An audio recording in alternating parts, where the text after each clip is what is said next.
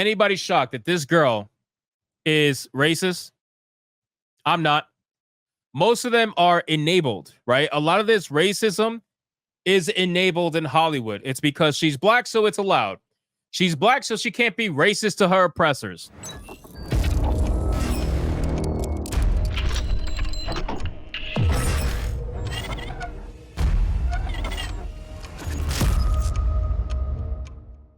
This is the mindset that they have.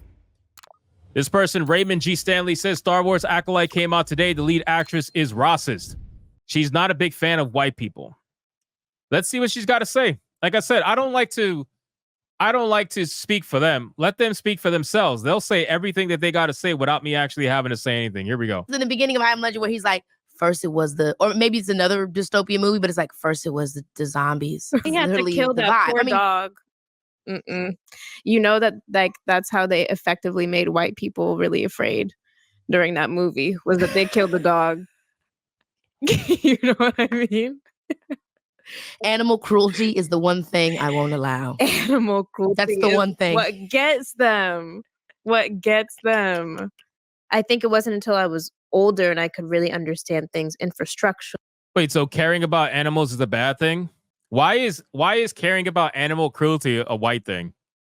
Are you saying black people don't care about animal cruelty? I'm a little confused here. Actually, that I got, oh, right, Hollywood is a white institution. And that means that representations within Hollywood are going to be extensions of white supremacy. And not just in Hollywood, but, you know, in music, in entertainment, and in media. We do put biracial and light-skinned people on a platform and expect that to monolithically represent all black people. But it's another way of, like you said, making white people feel comfortable. They actually can't quite distinguish different shades of black people. And it's a way to crush down the story. On behalf of the light-skinned community, it is our responsibility when it comes to, you know, visibility to know what spaces are appropriate to take up or not. And that's a lesson that I've learned. And I'm really grateful because I have a really extensive queer community and I have many people that I love so deeply around me who share a lot of the same values as me. And I can commune with them and we can grieve about the state of the world and we can also decide what we want to do together collectively to organize, you know, whether it's like in a moment like this, if it's going to our local protests or in the beginning of So she said grieve the state of the world. I highly doubt that this young woman knows anything about the actual real state of the world. If going to protests about LGBTQ stuff is the top of your priority, you actually don't know what the real state of the world is. But that's neither here nor there. So she essentially ends up saying that in Hollywood, white people put black people on a kind of like a pedestal, which I agree with. Ironically, I agree with. But for her, it's not proper representation. They're trying to paint black people all under the same exact tone, and it's not proper representation. Or it's not enough.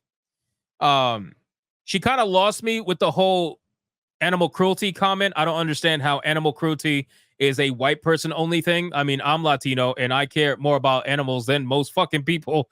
I'm not gonna lie to you. But I don't understand how this is a white person thing. I feel like you are stereotyping, which is hilarious, mind you, because these are the kind of people that will yell at you for stereotyping them.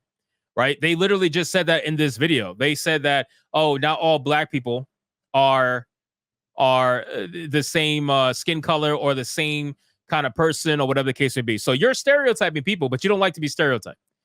Okay, that's interesting. But you know, that's neither here nor there. Then she talks about the queer community. Of course, this entire podcast seems like it's one massive virtue signal. But we have another video, one more video from her. I think this one is a little bit shorter. This one comes from N Wokeness, and it says, white people crying was the goal. Amandla Stenberg, lead actress for new Star Wars series, The Acolyte. Again, all of this is rage bait, and it's very obvious that she just doesn't like white people.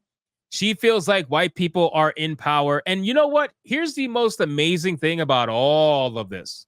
Okay. The most amazing thing to me about these actresses and actors that complain, and normally they're black, they complain about the state of white supremacy. She said it's white supremacy in Hollywood, right? Okay, so if it's white supremacy in Hollywood and you feel like they have too much control and power over Hollywood, why are you not creating your own thing then? You obviously have the means to do it. Why are you not creating your own thing to try to make something that's black owned? Why are you trying to suck off the white man to gain any clout that you possibly can? Because obviously you love being in Hollywood. As much as you say it's white supremacy, you're loving this. You're loving being on this show right now. You're loving the mainstream access. You're loving all the cameras on you. You're loving all the interviews. You're loving being one of a main actresses in a TV show for Disney. So why aren't you just making your own thing? Make something black owned that you could be proud of, that you could try to put out there and hope it succeeds. Oh, that's because it's too much work. That's because you don't want to put in the effort and the time and the energy that old white people from yesterday did when they created Disney and essentially created this empire of entertainment that you are now trying to feed off of. You don't want to do all of that. It's too much work. So you rather leech off of something that the white man made and then complain about the same white man. You know what that's called? That's called biting the hand that feeds you. That's a real thing.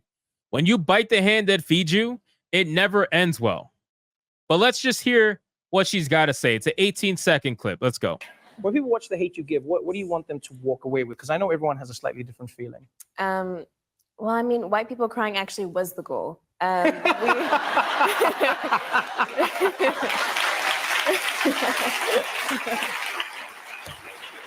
was the goal.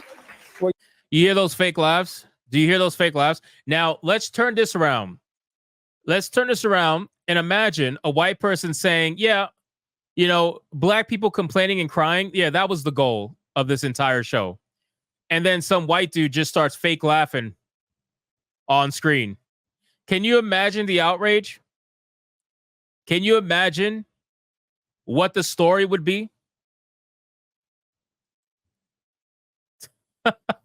I mean, come on.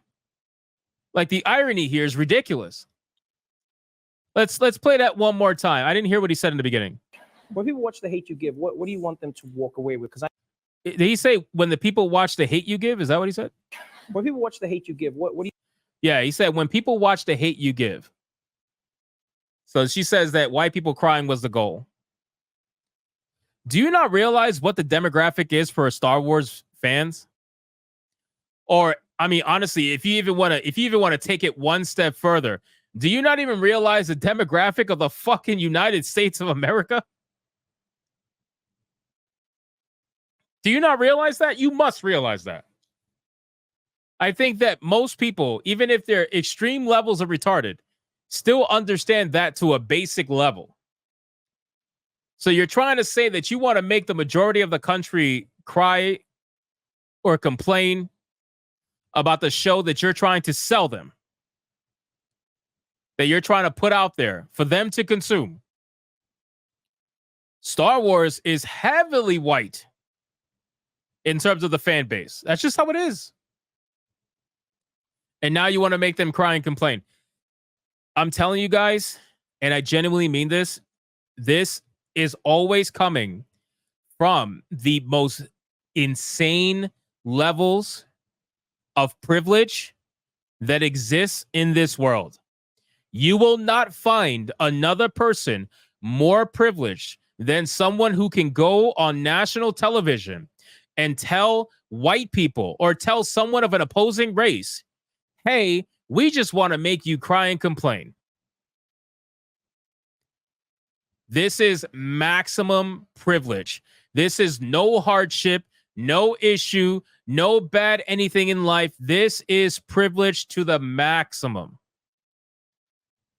Because nobody else can do this towards black people publicly. It's just not a thing. You can't go on national television and say, yeah, I just want to make black people cry and complain. You can't do that.